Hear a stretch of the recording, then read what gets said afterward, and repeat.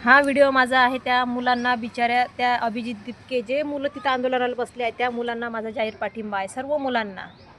तर सांगतो की हा पंतप्रधान म्हणण्याची सुद्धा लाज येते मला. या महाराष्ट्राचा पंतप्रधान हां, याला मेलोडी कोणती ते मेलोडी आलेली आहे म्हणते, त्याला मेलोडीला भेटायला जायला वेळ आहे.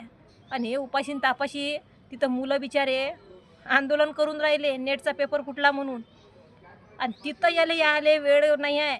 ह्या मंत्र्याले पण फडणवीस याले पण तिथं जाऊन त्याची भेट घ्यायला यायला वेळ नाही आहे. BJPचा एकही कार्यकर्ता नाही तिथं, आमदार खासदार नाही. यायचे लेकरं नाही आहे ना, यायचे लेकरं कधी नेटच्या परीक्षेला बसलेच नाही. आणि बसली असेल तर याचे लेकरं बरोबर पास होऊन जाते. 7 पिढ्या बसून खाईन अशी यायनं कमाया करून ठेवल्या आहे. यायला काही यायच्या लेकराला कोणती परीक्षा द्यायची काही गरज नाही आहे. एक फोन लावला का याचं पोरगं बसलं उच्च पदावर जाऊन.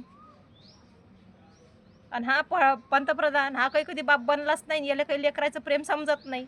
उपाशी तापाशी तिथं लेकरं बसलेले आहे. त्या मेलोडीला जाऊन भेटायला वेळ याले, पण आपल्या अभिजित दिपकेसारख्या एका पोराले भेटायला वेळ नाही आहे. वा रे वा महाराष्ट्राचा पंतप्रधान. थू अशा महाराष्ट्राच्या पंतप्रधानावर.